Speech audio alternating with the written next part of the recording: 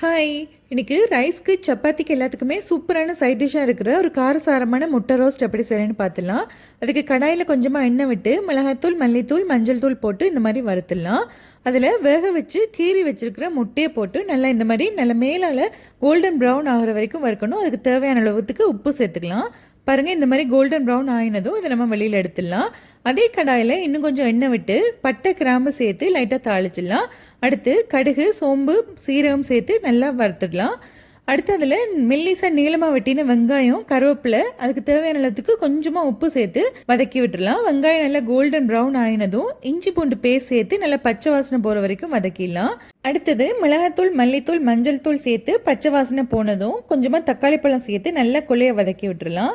அடுத்தது இந்த டிஷ்ஷுக்கு தேவையான அளவுக்கு முழு உப்பையும் இப்போ சேர்த்துடலாம்.